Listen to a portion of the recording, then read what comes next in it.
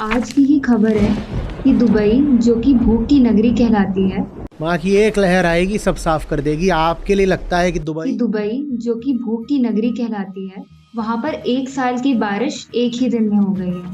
आप नंगे पाँव चल सकते हो? दुनिया का एक एक प्राणी नंगे पाँव चलता है, आप नंगे पाँव नहीं चल सकते अब। आप तो अब बिना ब्रश किए ना जी पाओ, सर में दर्द हो जाएगा।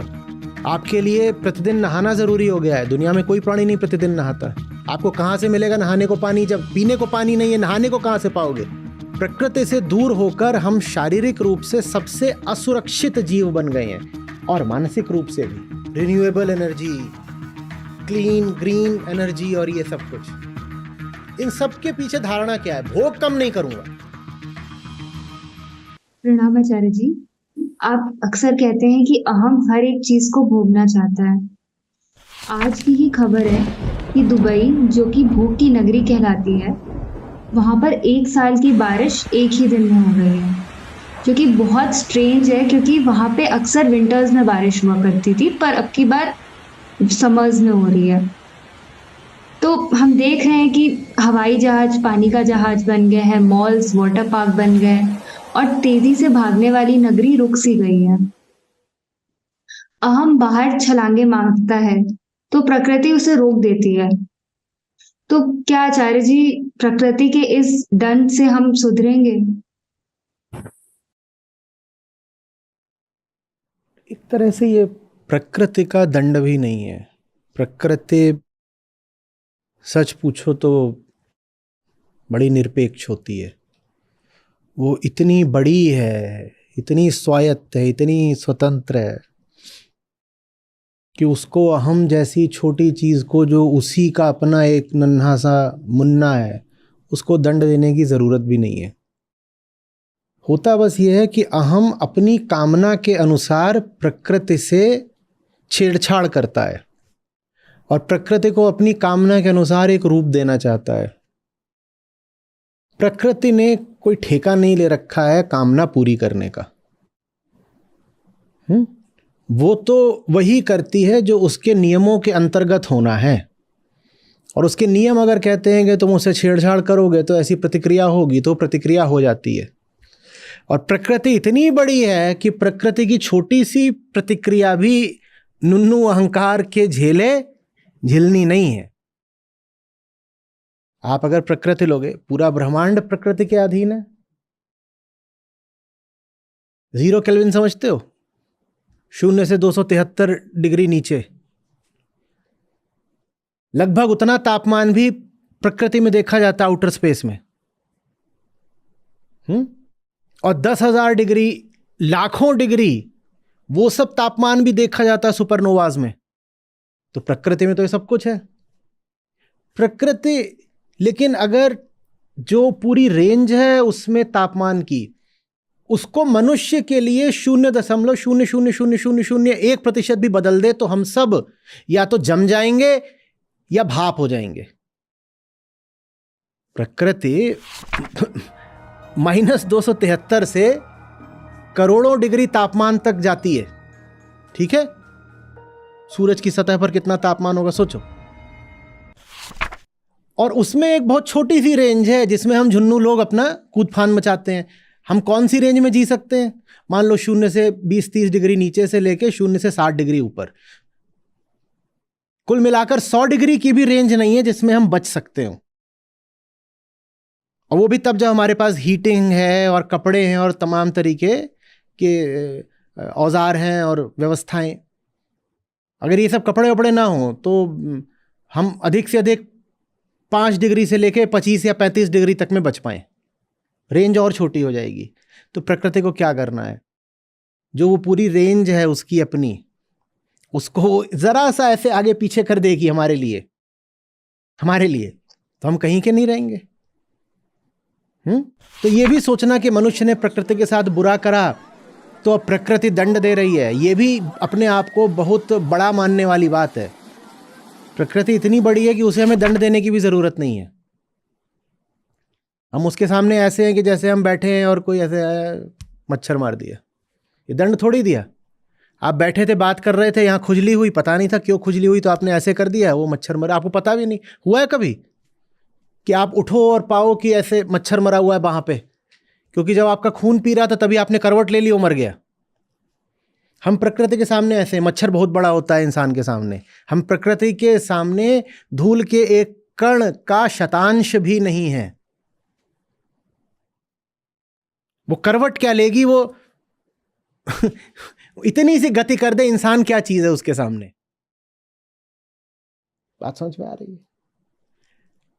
फिर इंसान भूल क्या करता है, इंसान ये बात समझता नहीं है कि तुम्हारा काम प्रकृति को भोगना नहीं है। भोगा किसी छोटी चीज को जाता है। आप कुछ खाते हो, जो चीज आप खाते हो वो आपके मुंह के आकार से छोटी होती है, तभी खाते हो। प्रकृति बहुत बड़ी है, उसको भोगा नहीं जा सकता, मूर्खता है। लेकिन फिर भी हम उसे भोगना चाहते हैं। क्यों भोगना चाहते हैं? क्योंकि हम स्वयं को नहीं जानते। हमें पता ही नहीं है दो बातें। पहला, तुम जो चाह रहे हो वो प्रकृति को भोग के मिलेगा नहीं, और दूसरी बात, जिसको तुम भोगने जा रहे हो वो बड़ी मां है तुम्हारी। तुम कोशिश भी कर लो तो तुम उसको भोग सकते नहीं। अरे तुम क्या कर लोगे? तुम अधिक से अधिक ये पृथ्वी ग्रह बर्बाद कर दोगे, इससे तुम्हारी ही प्रजाति मिट जाएगी। पूरे ब्रह्मांड को देख लो तो उसमें पृथ्वी ग्रह की हैसियत क्या है? समूचे ब्रह्मांड के सामने पृथ्वी ग्रह कितना है बताऊं? शुरू करो गंगोत्री से ही शुरू कर दो और सीधे बंगाल की खाड़ी तक चले जाओ, ठीक है? और गंगा में जितनी बूंदें हों उनमें से एक बूंद के बराबर है ब्रह्मांड में पृथ्वी की हस्ती।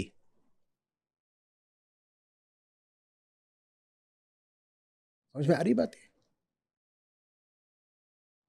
भारत का पूरा पश्चिमी तट ले लो, गुजरात से शुरू करो, केरल तक चले जाओ, उसमें बीच बीच में रेतीली बीचें आती हैं, रेत वाले तट, बीच आती है। कितने उस पे धूल के कण होंगे? कितने होंगे? या थार का रेगिस्तान ले लो, उसमें कितने रेत के कण होंगे? तो पृथ्वी की हैसियत ब्रह्मांड में पूरे थार के रेगिस्तान में जितनी बालू है, रेत, उसके एक कण से भी कम है।